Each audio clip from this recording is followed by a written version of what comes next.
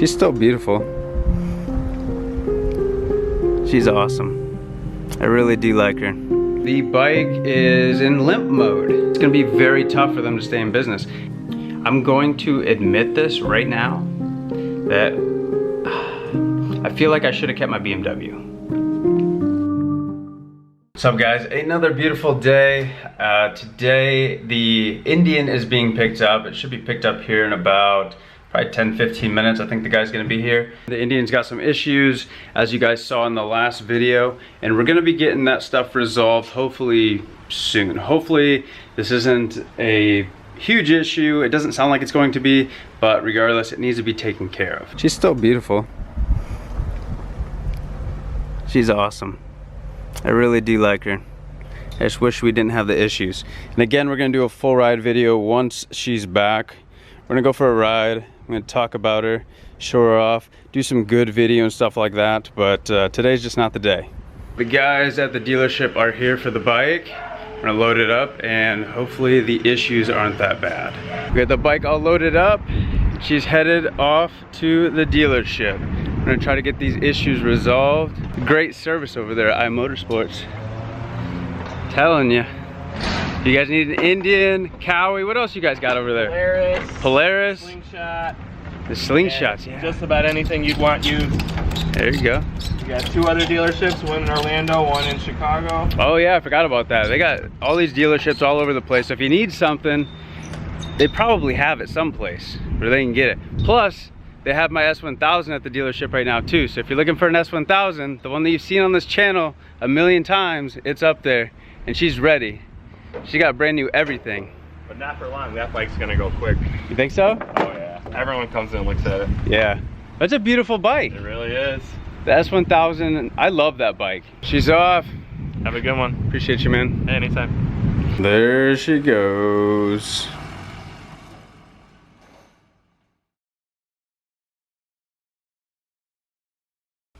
I'm going to admit this right now, that I feel like I should have kept my BMW.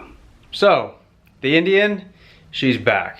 But before we get into that and talk about what was wrong with her, let's recap just a little bit. The day that I picked up this Indian Challenger, I was floored. I could not believe how comfortable it was, agile, powerful. It was just the total package. And around town, it was great. Then we went on the first journey together, which was up to Ocala. We went to visit my sister and the trip was great, not too bad.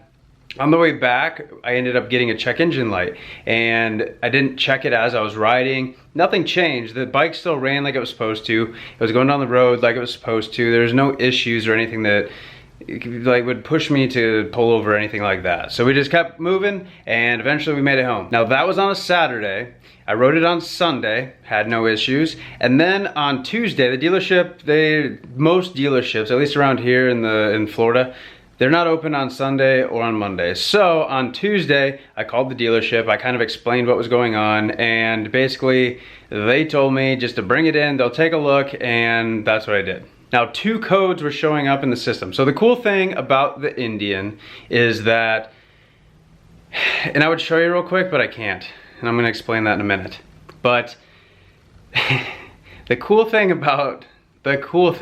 about Indians is that when you do have a code pop up, you can actually go into your system and you can sort of tell what's going on. It'll tell you what the code means. So it doesn't just spit out a code, it tells you what the code is. And I think I might have put that in my last video, I can't remember, it's been so long, but just envision that you put up a scanner to your car and it tells you what the code is, and well, that's what this does. It's pretty cool. So I take the bike to Indian, which is iMotorsports here in St. Pete, which is the closest Indian dealership to myself, and those guys are honestly, they're awesome. So big props to those guys. Like I said, they picked up the bike, took care of the bike, all that good stuff. But anyway, they take a look at it while I'm sitting there, and they basically, I think they just look up the codes and they kind of figure out, kind of do like a once over on the bike, see if there's anything that they can see or anything like that. Long story short, they told me that it seems like it might have been just a fluke, so they cleared the codes and sent me on my way. And told me if anything happens moving forward, just to give them a call and we'll go from there. Well, Fast forward about 5 miles up the road and the bike is in limp mode. So the codes came back and I think that it might have been worse than it was the first time, because this time the bike is stalling. Like I hit a red light and the bike stalls. And then it starts right back up and I go to take off and it is, I'm assuming, it didn't say anything on the dash or anything like that, but I'm assuming that it's their version of limp mode, which felt like I was running on half a cylinder. I had zero power whatsoever, just enough to get myself home. Thankfully, I was close to home, so I was able to limp home. And once I got home, I called them right away and was like, hey, I don't know what's going on. These are the codes, the same codes that were there before, and now it's in limp mode. I got it home, and now what? And the response was, hey, can you just bring it in and we'll take a look. I'm like, I can't ride it. Like, it's dying in traffic. I'm not riding the bike. But thankfully to these guys, they sent their guy out to pick the bike up and take it in, and that was awesome of them. Because most dealerships won't do that. So basically what they do is they take all the codes, all the information that they can get from the bike, and their techs send that information to Indian, to the manufacturer. And then what they do is they determine what they want to do. So in this case, Indian told them that in order to fix this properly, they had to replace the entire wiring harness of the bike. Now, I'm not claiming to be the smartest guy in the world, but that seems very excessive for a fault that it was getting. And the codes that it was getting, it was low voltage on the O2 sensors. Now, I don't know a whole lot about the O2 sensor thing, but to my understanding, correct me in the comments if I'm wrong, or explain this a little bit better for me, please. But I believe there is a heater or some sort of heat source to make the O2 sensors work properly or something like that. And that's how it reads whatever it has to read in order for the motorcycle to run properly.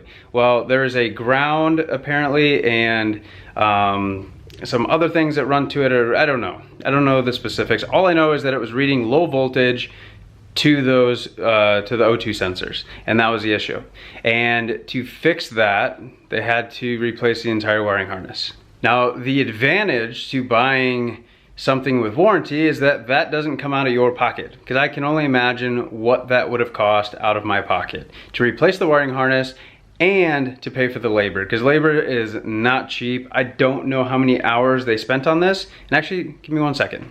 So this is the paper that they sent back with the bike, and this is basically the work order, the repair order for it. Obviously it is for $0, but it does tell me that they replaced the harness, and they do list, ooh, let's dig into this. So here's the paperwork that came back with the bike. So as you can see in the description, we've got heater 1, heater 2, ignition coil driver. I'm guessing that that is the codes that were popping up. And then for the resolution, they say Polaris Tech wants us to test the wires from the rear O2 sensor as well as the front one too. Found the way that they want the wiring teated? I don't know what teated means, so we're gonna Google it. Having teats. I don't think that's what they were talking about, so I don't know. I don't know what teated means. If you know what they're talking about, put that in the comments, please, because I have no idea. Didn't match from the rear connector to the ECU. They are backwards. New main harness required.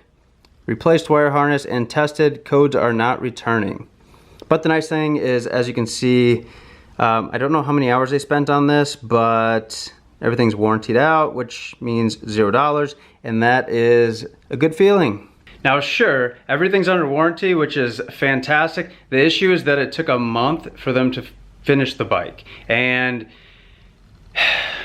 that's not that big of a deal, but the issue for me is that the bike went in March, which if you're not familiar with Florida, around May, it gets very hot. In fact, right now we have record temps in our Gulf. Just in general, like it is like 90 degrees every day. Back when the bike went in, it was still like really nice, like crisp mornings and evenings, and it was perfect for riding, which is why I was so excited to have this bike and be able to cruise around, enjoy it before it gets super hot. And that was taken away from me. I don't get to enjoy the bike until it cools off again, if the bike is still running by then. But so now we got to deal with the heat, which it is what it is. I chose to live in Florida. I love Florida, but I like to enjoy those cooler months as well. So yeah, it took exactly a month for them to get the bike. Now apparently they have to wait for the wiring harness and all that stuff to be shipped to them, and then once they get it, then they tear it apart, throw everything back together, test it out, send the bike back to me. Now I wanted to do a full video on this bike after getting it back. I know a lot of you guys are commenting on the last video, wanting to know what happened and all that stuff, and I was gonna make that video a while ago, but I wanted to have some time to put some miles on the bike, make sure that it's good before I go doing another follow-up video. And maybe I shouldn't have waited. So I wasn't gonna do just me talking in the garage type of video. I was actually going to throw a GoPro on like the good old days, and I was just gonna do some dialogue while riding and talk about everything. And when I went to do that, the bike wouldn't start. Now, one of the funny features that Indian has is this little thing right here, which is a charging port. So you can, you know, plug in your trickle charger and all that stuff. And honestly, I thought it was kind of goofy because I ride my bikes enough to where I don't need that. See, with the BMW, that thing actually had the lithium M battery in it. And if you've never picked up an M battery out of a BMW, I'm sure other lithium batteries are like that as well. And it might be a different term than just lithium, I don't know. But if you get the chance to hold one of these batteries, just do it, because it is incredibly light. Like, it is insane. Like, if you pick up your phone, like this is like the 15 Pro Max, which is a little bit heavier. This is about what that battery weighs in the BMW. It's insane. It's crazy. But I was always told that that bike needs to sit on a tender because that bike would die, that battery, that specific battery would die if I didn't ride the bike. But I can tell you that I had that bike for about 2 years, I think, and not once did I have to jump it, or did I have to put it on a trickle charger or anything. And there's times where I went like 2 or 3 weeks without riding that bike, and it still fired up every single time. This thing sat for 2 days, and it's dead. It will not start. I literally went to ride it so I could take you guys on a little ride, and everything fires up like it's supposed to. Amazing, very cool, ooh, ah, wow. Then you get your warning thing that pops up. I want to be able to remove this because it's terrible. Push OK, everything looks good, and then you've got your red battery flashing up there. Wonderful, and then you hit the, it just does nothing. And that is extremely frustrating for a bike just to sit for a couple of days and then just be dead. Like, it makes no sense. This happened one other time after I got the bike back, where the blinking battery light, it wasn't red, it was yellow, but the bike still started and the voltage was good. Everything was fantastic. In fact, every time I ride it, I always check the voltage. I've had experiences in the past where I didn't check the voltage and I just killed batteries, and so now it's just like, I'm always checking it, and this one's always reading correctly. So the battery just sitting for a couple of days in the garage kills the battery, and that's super, super, super inconvenient. Yes, I could plug it in, but I shouldn't have to. I shouldn't have to run a trickle charger to a bike that moves a couple times a week, you know? Especially with this bike. In fact, I'm riding this thing more than I rode the Beamer. At least this one with the saddlebags and stuff. I can throw my laptop in there, my camera gear, and I can go do jobs. The bike's great for that, but if I let it sit for 2 days and then it dies, like, that can't be it. I don't know if anybody else has ever had this issue with the Indian Challenger. This is the 2023 Challenger Dark Horse, and I don't know, is the battery toast? What's the deal? I'm gonna call the dealership, but if any of you guys have had any issues with the battery, or if it just dying in 2-3 days, just sitting with nothing, literally nothing on. It's not like I'm sitting there blasting the radio or anything like that. It is off. The bike is completely off. I don't have any aftermarket lights or any goofy stuff like that. Like, it is completely stock, and the battery, in my opinion, shouldn't die in 2 days. Like, I shouldn't have to plug it in.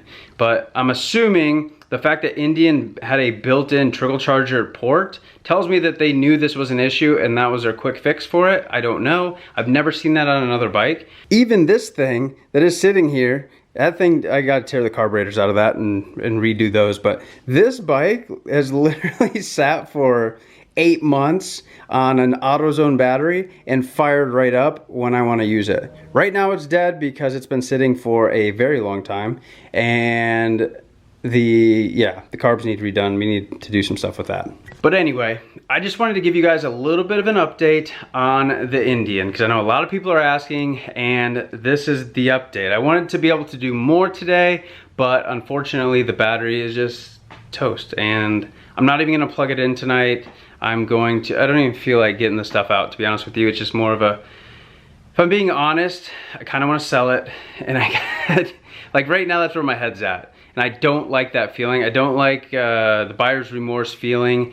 Because looking back, when I got my BMW, which now I can confidently say, yes, I wish I would have kept my BMW. But if you remember, or if you're new, my older videos, my BMW was always in the shop. That thing had so many issues. In fact, I really want to do a dedicated video to the full review of ownership of that motorcycle, because that thing left me stranded in Orlando. It was a great bike, but it had some flaws. But once the flaws were ironed out, and thankfully that was all under warranty as well, that thing was a monster, and I loved that bike. So I'm probably gonna do a dedicated video to that bike, because there's goods and there's bads. So as with every bike, if you've bought anything new, I don't care if it's a boat, a snowmobile, motorcycle, car, whatever the case is, the chances of something being wrong are pretty high. Unfortunately, that's just the way it is anymore. Now my 86 Chevy C10, that thing is a boss. That thing is as simple as it comes, and that's just how things were made back in the day. Now that everything's electronic, a million things could go wrong. Everything has ground and power and this and that, and it causes a lot of issues. It really does. And then when they're mass producing these things, and you know, they're not fully testing everything, what are the testers? Sure, they do some testing in the factory. They try to get it as close as possible, or use parts that have been proven in other models and stuff like that. But at the end of the day, you and I, we're the test dummies for these things. They're gonna put them out into the wild, and they're gonna try to figure out what's wrong, and they're gonna fix that moving forward. And honestly, I thought that by waiting a couple years to get the Challenger, that all those issues would be ironed out. But here we are. You know, I think the first one came out in 2019 or 2020 or something like that. And the fact that these issues are still happening, it's a little disheartening, and to be honest with you. And hopefully they get these ironed out for the next round of bikes that they push out. Otherwise, it's going to be very tough for them to stay in business. Harley and Indian are already documenting that they're having like record low sales. Like, you can't be putting out products like this, you know, if they're going to be breaking down, because you know, I hate to say it, but like people that with YouTube channels and people in the forums and stuff like this, like they're gonna be discussing the issues that they have, and people are gonna watch them before they go and buy a bike. And if people are having issues with it, people aren't gonna buy that bike. You know, that's just the way it is. Now, I don't wanna just sit here and dog on the Indian, because like I said before, the Indian, this Challenger is amazing. The Indian Challenger is a, how do I explain it? It is the perfect mix. If you're a sport bike rider and you're looking to maybe go to a bagger, maybe your girlfriend wants to be more comfortable, maybe you need something a little more practical, or maybe you got a couple too many tickets. If you're looking for a good transition into a bagger, the Indian Challenger is the way to go, at least for now. Yes, I'm having the battery issue right now, but its rideability and the crossover from sport to bagger is amazing with this bike. Like, it just is. The inverted forks, the way it handles, the power it has, it's pretty badass. I can't deny that. And one last note, exhaust. If you know what the best exhaust is, I would like to stay to 2 exhaust. I know they got some badass like 2-to-1s and stuff like that, but I really like the dual exhaust. I just want it to be louder. Performance wise, I'm not looking to add a bunch of power to it, to be honest with you. I like the looks of the dual exhaust. So if you have any good recommendations for a full dual exhaust for this bike, and maybe you have some sound clips or something like that, I would love to hear them. Find me on Instagram if you can. I'll put a little link thing like right here or something. If you have any exhaust sound clips of your Indian with some dual exhaust that sound really good, please send me a video of that if you can. I would love that, because I really want to get some new exhaust for this thing. Right now, I don't know what brand these things are.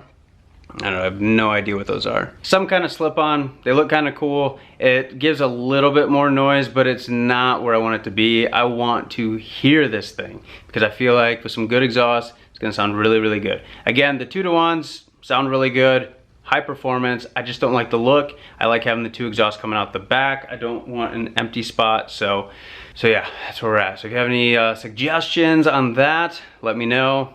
And who knows, maybe we'll do like a Lloyd's tune or something on this in the future. If we keep it, we'll see. Anyway, like I said, quick update on the bike. If you have any tips, tricks, performance mods, or anything that you would suggest that I do to this Indian Challenger, let me know. If you want to buy this Indian Challenger, let me know. If you want to trade an S1000 RR for it, let me know. When this was all going on, I actually went in there and I asked them if I could just take my bike back. I wanted my S1000 back in the moment, but they had already sold. That bike was beautiful and it sold quick. So anyway, thanks for watching, and hopefully the next video we're riding. We'll see you later.